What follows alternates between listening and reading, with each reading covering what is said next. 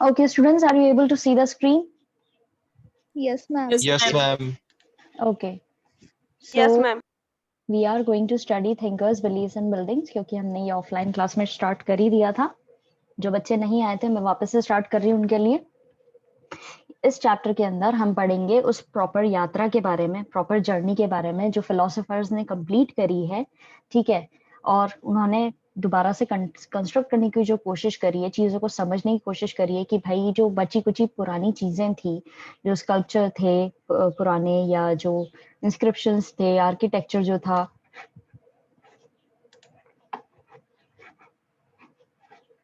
Okay तो इस chapter के अंदर हम यही चीजें पढ़ेंगे कि जो बची कुची आर्किटेक्चर या स्कल्पचर जो बचे हुए हैं उनसे कैसे उन्होंने रिकंस्ट्रक्ट करने की कोशिश करी है दोबारा से हिस्ट्री को, और उस जमाने में क्या वो लोग कैसे रहते थे या कैसे उनकी चीजें थी, उन सबको समझने की कोशिश करी है. ठीक है. अब उसी दौरान जो उन्होंने वहां पर जो कल्चर उनका रहा या उन्होंने जो चीजें फॉलो करी उस पर कैसे उन्होंने डिबेट और डायलॉग्स करे, उसके बारे में भी हम यहाँ पे पढ़ेंगे. तो स्टार्ट करते हैं. In this chapter, we shall go on a long journey across 1,000 years to read about philosophers and their attempts to understand the world they inhabited. इस चैप्टर के अंदर हम जो लंबी यात्रा उन्होंने की है कई हजारों सालों पहले के फिलोसफर्स ने और किस तरह से उन्होंने कोशिश करी है उस जमाने को समझने की, उसके बारे में हम पढ़ेंगे. We will also see how their ideas were compiled as oral and written text as well as expressed in architecture and sculpture. हम साथ साथ ये भी देखेंगे कि उस जमाने के लोग जो ओरली या रिटन टेक्स्ट में जो भी छोड़ करके गए हैं उस आर्किटेक्चर या स्कल्पचर के बारे में जो उन्होंने एक्सप्रेस करा है उसके बारे में भी हम यहाँ जानकारी हासिल करेंगे. These are indicative of the enduring influence these thinkers had on people. और यहाँ पर ये चीजें जो है मैं बताएंगी कि कैसे उन लोगों पर असर हुआ, उनकी बातों का जो है, थिंकर्स जो समय में हुए हैं उनका कैसे लोगों पर असर होता था उस जमाने में, उनके बारे में भी हम जानकारी हासिल करेंगे. While we will be focusing on Buddhism, it is important to remember that this tradition did not develop in isolation. जब हम फोकस कर रहे हैं सिर्फ बुद्धिज्म पे तो हमें ये चीज हमेशा याद रखनी है कि सिर्फ बुद्धिज्म जो है वो अपने आप से ही डेवलप नहीं हुआ है एक अकेले तरीके से. There were several other traditions. उसके अलावा भी काफी सारे traditions थे. Each engaged in debates and dialogues with other.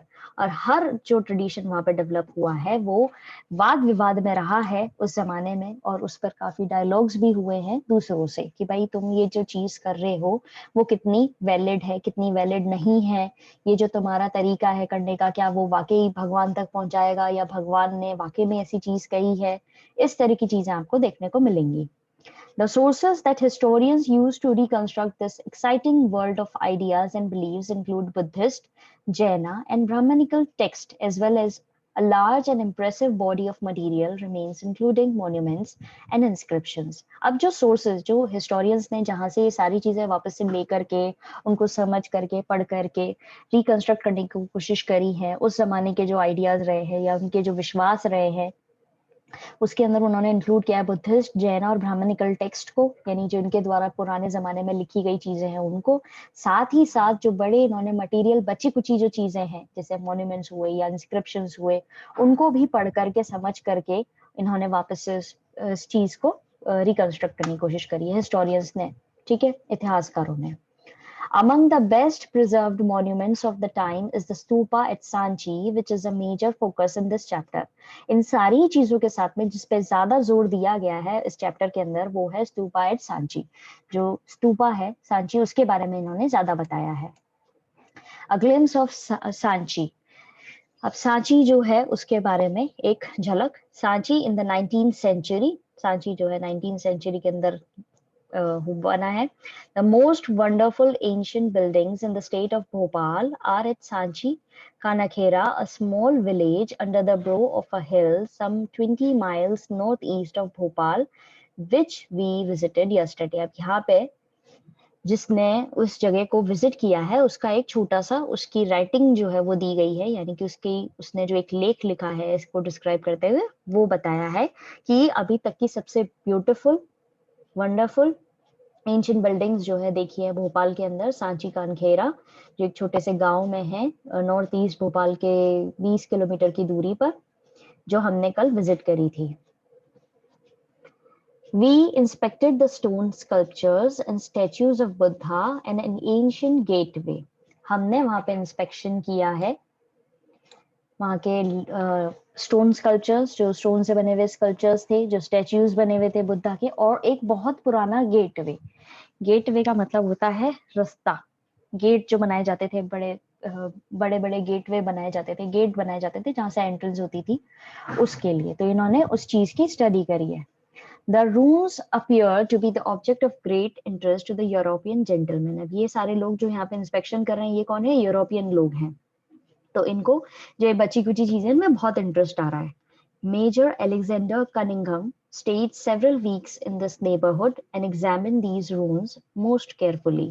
अब इन्हीं जेंटलमैन में से नाम आया है एक मेजर अलेक्जेंडर कनिंघम का, जो काफी हफ्तों तक यहाँ पड़ोस में रहे इस जगह के, और उन्होंने यहाँ बची कुची चीजों को केयरफुली एग्जामिन किया है, जांचा परखा है।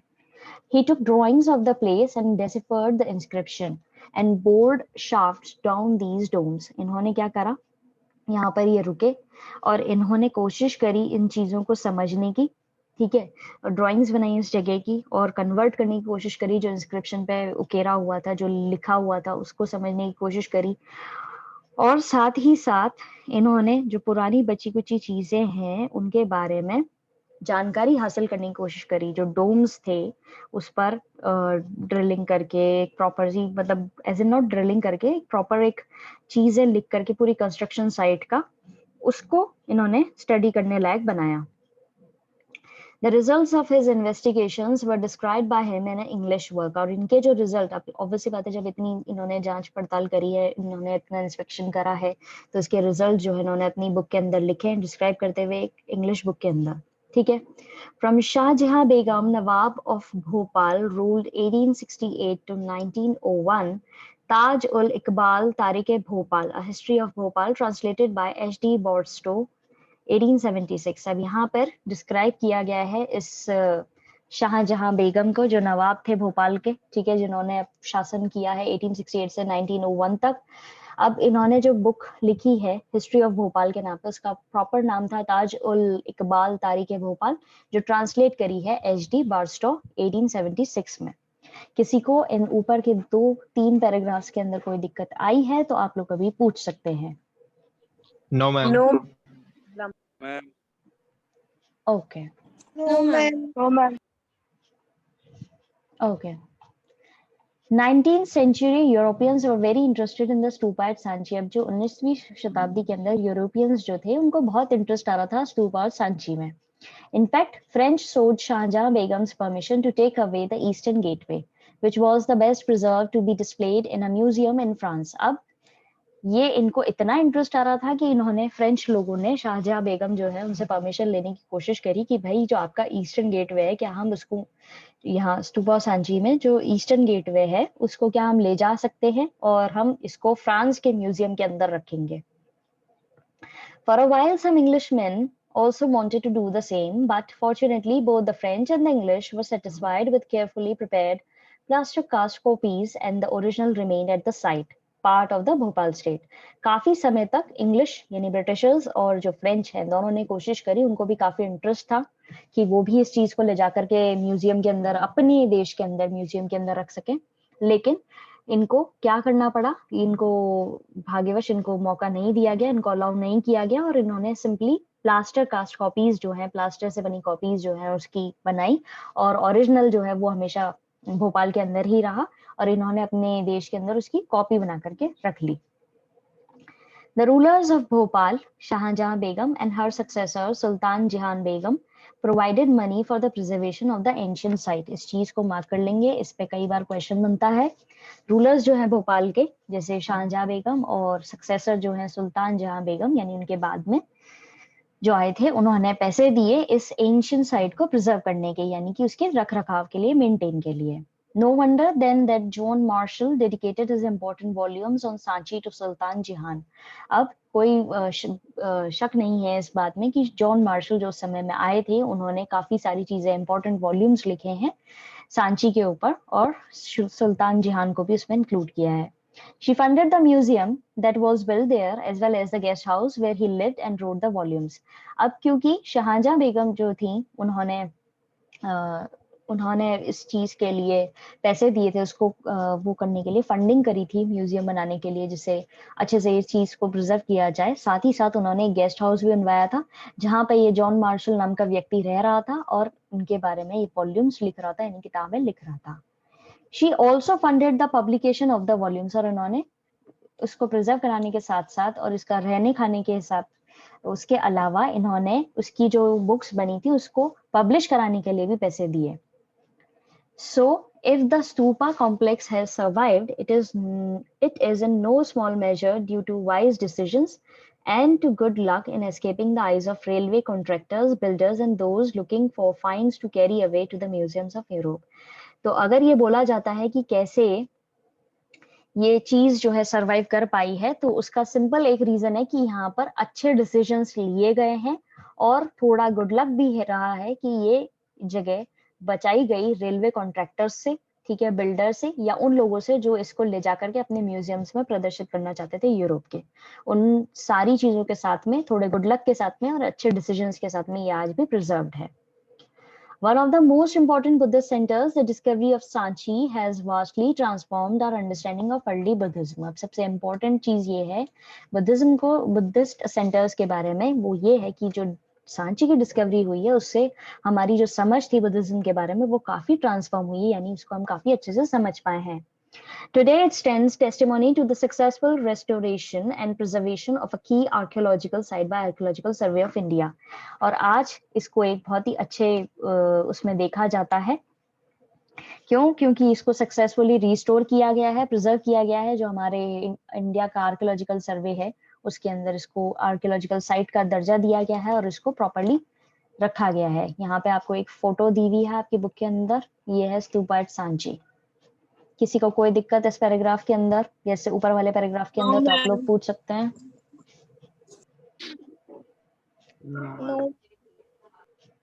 अब इस फिगर के बारे में डिस्क्रिप्शन है. The great stupa at Sanchi. If you travel from Delhi to Bhopal by train you will see the majestic stupa complex on the top of a hill crowning it as it were. अगर आप ट्रैवल कर रहे हैं दिल्ली से भोपाल वो भी ट्रेन से तो आपको ये देखने को मिलेगा अच्छा जो स्तूपा का स्ट्रक्चर है, कॉम्प्लेक्स स्ट्रक्चर है छोटी सी हिल के ऊपर जैसा ये हुआ करता था वैसा का वैसा ही. If you request the guard he will stop the train at the little station of Sanchi for 2 minutes, enough time for you to get down. As you climb up the hill you can see the complex of structures, a large mound and other monuments including a temple built in the 5th century. अगर आप request करेंगे guard से तो वो 2 minute के लिए train को रोक देगा छोटा जो स्टेशन पड़ता है सांची पर उस पर और फिर आपको काफी समय मिल जाएगा कि आप नीचे उतर के इस हिल पर चढ़ करके देख सकें इसके स्ट्रक्चर को और बाकी साथ साथ दूसरे मॉन्यूमेंट्स को और वहां पे जो 5वीं शताब्दी के अंदर एक टेम्पल बना हुआ है उसको भी आप यहाँ पे देख सकते हैं. ठीक है. But what? Yes. मैम ये जो है ना वन ऑफ द टेस्टिमोनी हाँ जी. फर्स्ट पैराग्राफ वो जो अंडरलाइन किया हुआ है वो इधर वापस समझा दीजिए. ओके. पूरा पैराग्राफ या ये सिर्फ 3 लाइन है? One of the most important Buddhist ठीक है, ठीक है. अब one of the most important Buddhist centres की तरह देखा जाता है. जब सांची की डिस्कवरी हुई थी तो हमारी जो बुद्धिज्म को समझने की चीज थी जो हमारी समझ थी उसमें काफी बदलाव आया और हम बुद्धिज्म को और अच्छे से समझ पाए जब ये चीज सांची का जो स्तूपा है इसको हमने डिस्कवर किया. आज के जमाने में ये सबसे अच्छी गवाही देता है, टेस्टिमोनी ये अच्छी गवाही देता है उस सक्सेसफुल रेस्टोरेशन की और प्रिजर्वेशन की जो एक आर्कियोलॉजिकल साइट का होना चाहिए. और ये आर्कियोलॉजिकल सर्वे जो है वो इंडिया का उसके द्वारा ये बताया गया है कि ये एक बहुत अच्छी गवाही देता है कि देखो ये आज के जमाने में भी उसी तरीके से मेंटेन्ड है जैसे कि ये पहले हुआ करता था. Ma'am thank you. Welcome. But what is the significance of this monument, लेकिन इस मॉन्यूमेंट की इम्पोर्टेंस क्या है? Why was the mount built and what did it contain? ये माउंट क्यों बनाया गया था और इसके अंदर क्या है? ये चीज है। अब इस पे क्वेश्चन तो उठेंगे ही ना कि क्यों इतना वो किया गया है। माउंट इज टीला, why is there a stone railing around it? और इसके चारों तरफ एक स्टोन की रेलिंग क्यों बनी हुई है? Who built the complex or paid for its construction? किसने बनाया ये कॉम्प्लेक्स और इसके कंस्ट्रक्शन के लिए पैसे किसने दिए? When was it discovered? और इसको कब डिस्कवर किया गया? There is a fascinating story that we can uncover at Sanchi, for which we must combine information from text, sculpture, architecture and inscription. एक बहुत ही इंटरेस्टिंग स्टोरी है इसके बारे में, सांची के बारे में, जो हम इंफॉर्मेशन हमें मिलती है टेक्स्ट, स्कल्पचर, आर्किटेक्चर और इंस्क्रिप्शन से, उनसे जोड़ करके बनाई गई है। Let us begin by exploring the background of the early Buddhist tradition. चलिए शुरुआत करते हैं बुद्धिस्ट ट्रेडिशन के बारे में समझने की। बट उससे पहले मैं आपको बताना चाहूंगी कि आने वाले समय में जब आपका वाइवा होगा तो आपसे जो सवाल पूछे जाएंगे, जो ये आपके पिक्चर्स दी हुई हैं, उनको भी उठा करके पूछा जा सकता है कि जो भी हम आगे चीजें पढ़ने वाले हैं उनके बारे में, कि इसके चारों तरफ स्टोन की रेलिंग क्यों है, इसका स्ट्रक्चर इस तरह का क्यों बना हुआ है, ये कौन से साल में बनाया गया था, किसने बनाया था, किसने पैसे दिए। इस तरह के जो बेसिक छोटे छोटे क्वेश्चंस है वो आपसे वाइवा के दौरान पूछे जा सकते हैं, तो इनको अभी ध्यान से पढ़ना है। ठीक है, किसी को कोई दिक्कत?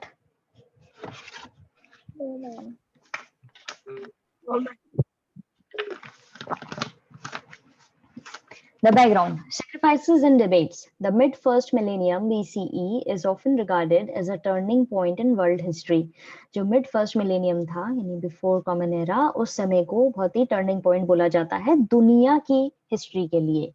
It saw the emergence of thinkers such as Zarathustra in Iran, Kongzi in China, Socrates, Plato and Aristotle in Greece, and Mahavira and Gautam Buddha among many others in India. क्यों बोला जाता है मिड फर्स्ट मिलेनियम को important? क्यों ये world history में important था? क्योंकि उस समय में कई अलग अलग जगहों पे बड़े थिंकर्स जो हैं वो इमर्ज हो रहे थे, यानी कि वो निकल के आ रहे थे, जो अपनी बातें कह रहे थे एक वैलिड पॉइंट के साथ में। अब जैसे यहाँ पे ईरान के ज़राथुस्त्रा बोला है, फिर कोंगजी बोला है चाइना के, सोक्रेट्स, प्लेटो, एरिस्टोटल ग्रीस में हुए हैं, महावीर, गौतम बुद्धा, और इनके साथ में कई सारे इंडिया के अंदर भी उस समय इमर्ज हो रहे थे। They try to understand the mysteries of existence and the relationship between human beings and the cosmic order. ये कोशिश कर रहे थे समझने की कि जो रहस्य हैं कि हम कैसे एग्जिस्ट कर रहे हैं, हमें कैसे जीवन मिला है, और जो रिश्ता है ह्यूमन बींग्स का और कॉस्मिक ऑर्डर का, उसको समझने की कोशिश कर रहे थे कि ऊपर वाले से हमारा लिंक कैसे है, क्या चीजें हैं जो सही हैं, क्या चीजें हैं जो गलत हैं, वो सारी चीजें ये समझने की कोशिश कर रहे थे ये thinkers. This was also the time when new kingdoms and cities were developing and social and economic life was changing in a variety of ways in the Ganga Valley. These thinkers attempted to understand these developments as well. अब ये thinkers जो हैं ये सिर्फ भगवान से रिश्ता और human beings को समझने की कोशिश ही नहीं, बल्कि इसके साथ साथ ये समझने की कोशिश भी कर रहे थे कि उस समय में जो नए नए kingdoms बन रहे थे, जो cities बन रही थी, जो development हो रहा था, जो social और economic life है, उसका क्या असर पड़ रहा है गंगा वैली के मतलब जैसे गंगा वैली जो है उसका भी काफी असर पड़ रहा था ना, उससे रिलेटेड भी असर पड़ रहा था हमारी सामाजिक और हमारी आर्थिक जीवन पे, तो उसको भी समझने की कोशिश कर रहे थे। साथ ही साथ इन डेवलपमेंट्स को प्रॉपर्ली समझना भी इनके लिए बहुत ही इंपॉर्टेंट उद्देश्य बन गया था। The sacrificial tradition. There were several pre-existing traditions of thought, religious belief and practice, including the early Vedic tradition known from the Rig Veda, compiled between 1500 and 1000 BC. The Rig Veda consists of hymns in praise of a variety of deities, especially Agni, Indra and Soma. इस चीज को mark कर लो। यहाँ पे कई सारे पहले से जो चले आ रहे ट्रेडिशंस थे उनके बारे में बताया गया है, जो जिस पे काफी विश्वास, धार्मिक विश्वास और प्रैक्टिसेस जो लोग करते थे उसके बारे में बताया गया, जो वैदिक ट्रेडिशन के इंक्लूड की गई हैं, जो ली गई थी ऋग्वेदा से, जो बनाया गया है 1500 से 1000 BC के अंदर। ऋग्वेदा के अंदर कई भजन हैं जिसमें अलग अलग वैरायटी की डाइटीज यानी अलग अलग भगवान जो है उनके लिए हाइम्स हैं, उनकी तारीफ करते हुए और उनको प्रेज करते हुए। ठीक है, स्पेशली अब इनके अंदर किन के बारे में है? अग्नि, इंद्र और सोम। Many of these hymns were chanted when sacrifices were performed. अब ये सारे hymns जो हैं तब पढ़े जाते थे, तब इन मंत्रों का उच्चारण किया जाता था जब कोई sacrifice करा जाता था, यानी कोई बलि दी जाती थी. Where people prayed for cattle, sons, good health, long life, etc. अब उस जमाने के अंदर बलि क्यों दी जाती थी? वो बलि दी जाती थी इन जितने भी ये ऊपर दिए गए अग्नि, इंद्र और सोमा, इनके उसमें, और उस समय हाइम्स पढ़े जाते थे. इसीलिए चांट किए जाते थे कि भाई हमारे कैटल्स सुरक्षित रहे, हमारे जो भेड़ बकरियां जानवर है उनके लिए, हमारे बच्चों के लिए, सबकी अच्छी हेल्थ के लिए और बहुत अच्छी आयु के लिए. इस तरह के रीजंस हुआ करते थे बलि देने के, और उस समय में ये हाइम्स पढ़े जाते थे. ऊपर वाले पैराग्राफ और इस वाले पैराग्राफ में किसी को कोई दिक्कत तो आप लोग अभी पूछ सकते हैं.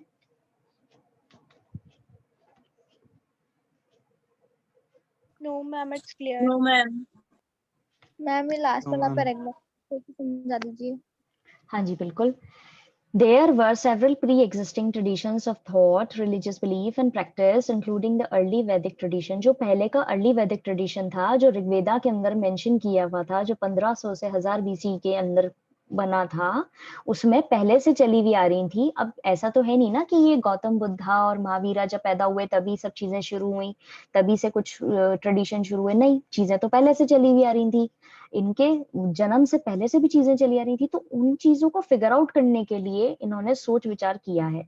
तो जो पहले से चली आ रही चीज थी वो ये थी कि भाई उस समय में ऋग्वेदा के अंदर हमारे यहाँ पर कई सारी भगवान जो हैं, जैसे कि स्पेशली अग्नि, इंद्र और सोम, ये तीन के बारे में काफी डिस्क्राइब करते हुए हाइम्स लिखे हुए थे. ठीक है, हाइम्स यानी कि भजन लिखे हुए थे और उनकी प्रेज वर्दी भजन थे, यानी कि उनकी तारीफों के थे. और जब भी कोई बलि दी जाती थी उस जमाने के अंदर, क्योंकि विश्वास किया जाता था कि बलि देने से हमारे जिस भी रीजन को, अब जैसे किसी को अपने बेटों के लिए बलि देनी हो तो वो उसका पूरा कार्यक्रम ऑर्गेनाइज कराएगा और फिर उसके साथ में अपने बच्चे की अच्छी सेहत के लिए या अपने बच्चों की अच्छी आयु के लिए बलि देगा, और साथ साथ उस बलि देने के दौरान ये हाइम्स को पढ़ा जाता था. तो ये पुरानी थिंकर्स जो जो पुरानी चीजें चली आ रही हैं उसके बारे में बताया गया. अब ऐसे ही बच्चों के साथ साथ परिवार की अच्छी हेल्थ के लिए, अपने जानवरों की अच्छी हेल्थ के लिए या लॉन्ग लाइफ के लिए, इस तरह की चीजों के लिए रीजंस हुआ करते थे बलि देने के. ये यहाँ पे बताया गया है. समझ आया? Yes, ma'am. Okay. At first sacrifices were performed collectively. पहले के समय में, शुरुआती समय में जब ये प्रैक्टिसेस शुरू हुई थी ना, जब ये बलि देना का चीज शुरू हुई थी तो सब इकट्ठे होकर के करते थे. बाद में लेटर 1000 BCE और 500 BC ऑनवर्ड्स, बाद में कुछ जगहों पर जो हेड्स हुआ करते थे घर के, सिर्फ उनकी ही निगरानी के अंदर ये चीज की जाती थी. Some were performed by the heads of the household for the well being of the domestic unit. Domestic unit यानी कि जो घर गृहस्थी की चीजें हैं या जो जानवर हैं उनके लिए ही ये जो घर के बड़े होते थे, हेड्स होते थे ना, उनके द्वारा किया जाने लगा. पहले तो सब लोग इकट्ठे होकर के इस चीज में पार्टिसिपेट करते थे, बाद में सिर्फ हाउस होल्ड हेड्स जो हैं वो करते थे. मोर elaborate sacrifices such as Rajasuya and Ashwamedha were performed by chiefs and kings who depended on Brahman priest to conduct the ritual. इस चीज को मार्क कर लेंगे. और प्रिसाइजली बताया गया है कि जो बड़े सेक्रीफाइसेस होते थे, जैसे कि राजसूया और अश्वमेधा करके नाम दिए गए हैं उन सेक्रीफाइसेस को, वो परफॉर्म किए जाते थे चीफ्स जो होते हैं उस किंगडम के, वो, और जो किंग्स होते हैं उनके, वो करवाते थे. और ये लोग डिपेंड करते थे ब्राह्मण प्रीस्ट पे, यानी कि पुजारी पर, जो इस पूरे रिचुअल को कंडक्ट कराता था, यानी इस पूरे रिचुअल को इस पूरे प्रोसेस को करवाता था, उस पर डिपेंड करते थे. ये राजसूया और अश्वमेधा जो है आप मार्क कर लेंगे. समझ में आया? किसी को कोई दिक्कत? No, ma'am. No, ma'am. Result. Ma'am. वापस से बोलिए, आवाज कट गई आप लोगों की. No, ma'am. No ma'am. ठीक है, तो दैट्स इट फॉर टुडे. आज हम इतना ही पढ़ेंगे बिकॉज हमारा टाइम पूरा हो गया है. कल इसके आगे कंटिन्यू करेंगे. अपनी प्रॉब्लम्स जो है इकट्ठी कर लीजिएगा. Have a nice day ahead students. God bless you all. Thank you, ma'am. Thank you ma'am. Thank you.